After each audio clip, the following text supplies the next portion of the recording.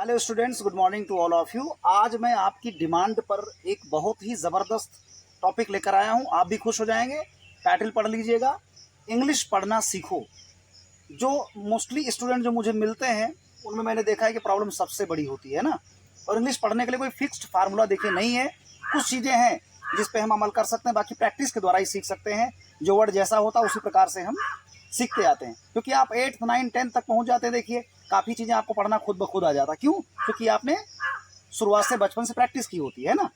तो जो zero level से हम लोग सीखते हैं इंग्लिश पढ़ना, वो एक अलग है, उसको मैं सिखाऊंगा। लेकिन यहाँ पर उन बच्चों को जिनको आता है और जो ठीक तरह से नहीं पढ़ पाते हैं, अटक जाते हैं, कुछ आता है कुछ नहीं आता है ना, उनके लिए बहुत ही बढ़िया फार्मूला है। ऐसा फिक्स नहीं फार्मूला है फिलहाल, लेकिन मेरा जो तजुर्बा है, जो मेरा अनुभव है, वो बहुत पुराना है। मेरे टीचर्स ने भी मुझे ऐसे सिखाया है और जल्दी आया है। मैंने कई स्टूडेंट्स पर इसको देखा है आजमा करके, बहुत ही बढ़िया रहा। देखिए तो मैंने क्या लिखा है, गुरुजी की नंबर 1 जुगाड़ विधि। क्योंकि जुगाड़ विधि है ना, कोई फिक्स फार्मूला नहीं है, लेकिन आपके लिए बहुत हितकारी होगा। 75% आपको रिजल्ट मिलेगा, पढ़ना आपको आ जाएगा, ये गारंटी है। देखिए यूपी बिहार का पुराना फार्मूला, बहुत पुराने ज़माने में हमको टीचर लोग जो है ना मार मार के पढ़ाए हैं, सिखाए इस तरह से। तो देखिए अंग्रेजी में 26 लेटर्स होते हैं, आपको मालूम है, जिसमें 5 हमारे जो होते हैं वॉवेल होते हैं, स्वर जिसे मात्राएं बोलते हैं।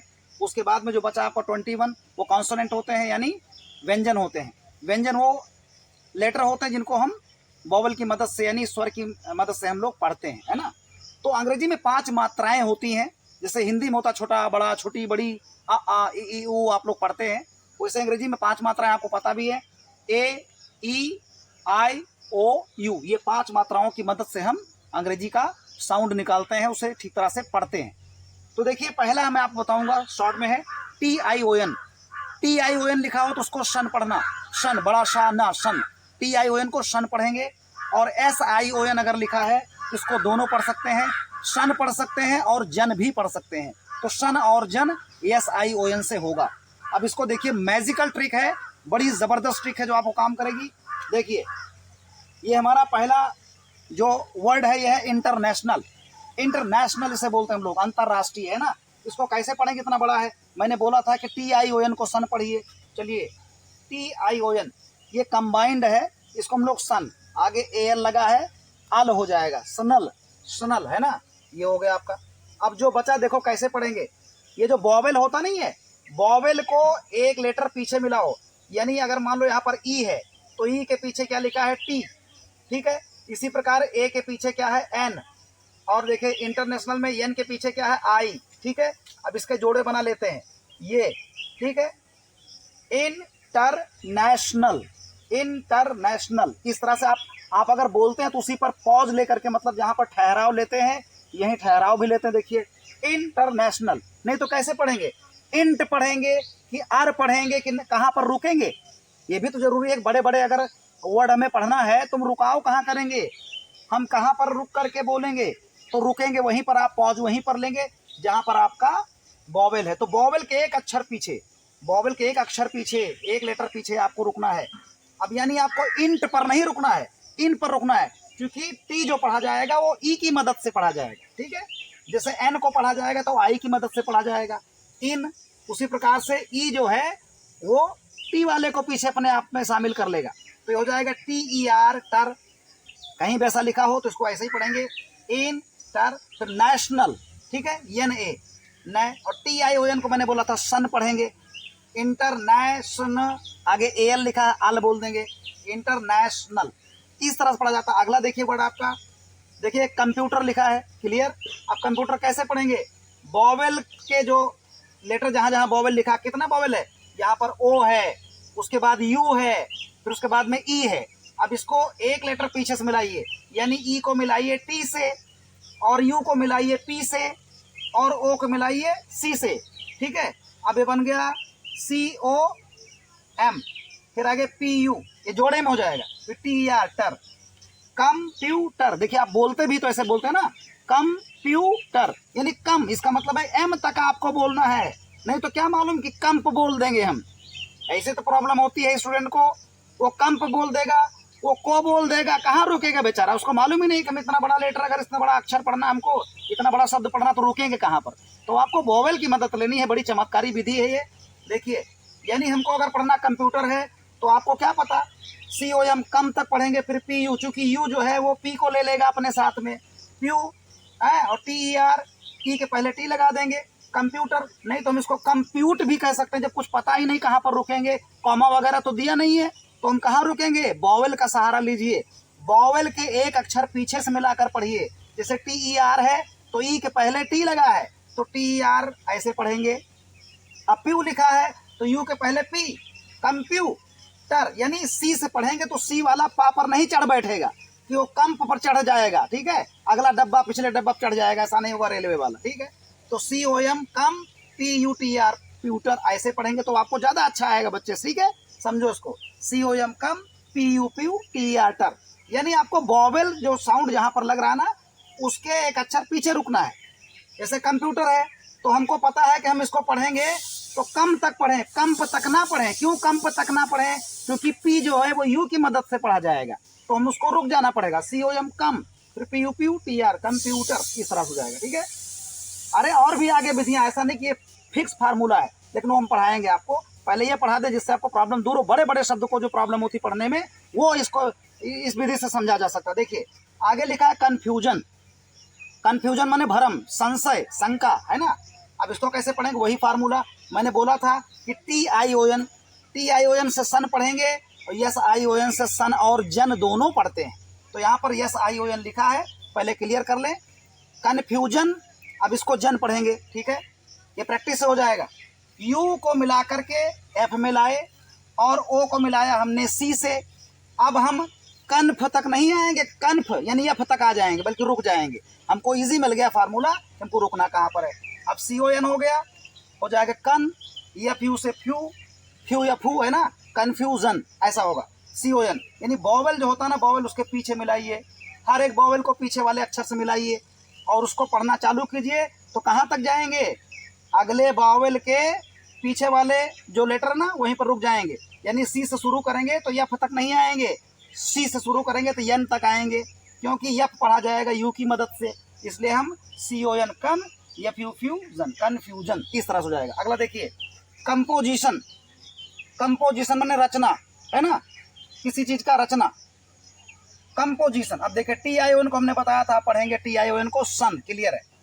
अब I को S से मिलाया, मैंने कहा था SI से जब S मिलेगा I, देखिए सन लिखा था, जन भी हो गया, सन भी हो गया, यहाँ पर G बोलेंगे, कंपोजिशन।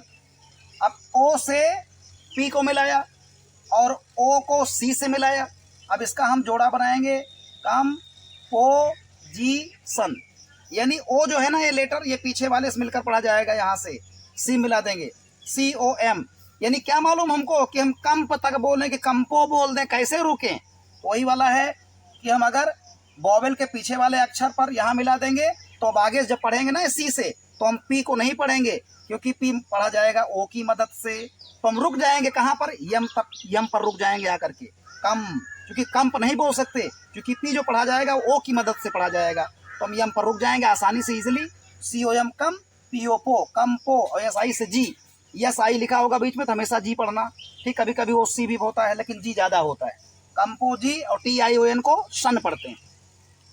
अब आगे देखिए सेशन, सेशन लिखा सत्र, किसी चीज का जो है काल, जो टाइम चलता है ना, सत्र जिसे बोलते हैं। अब सेशन में ये बात ध्यान देना, इंग्लिश में कभी भी डबल अगर कोई भी अक्षर लिखा है तो उसको समझो सिंगल लिखा हुआ है, उसको डबल मत मानकर चलना, वो लिखा रहता है डबल S, है ना, लेकिन उसको हम सिंगल मानेंगे। तो यहाँ पर अब SION मैंने बोला था आपको, SION सेशन, अब ये जो वाला है ना ये साइलेंट हो गया क्योंकि फालतू हो गया, SION से जन पढ़ा जाएगा, सन पढ़ा जाएगा, तो यहाँ पर जन नहीं बल्कि यहाँ पर अब हम सन पढ़ेंगे, ठीक है।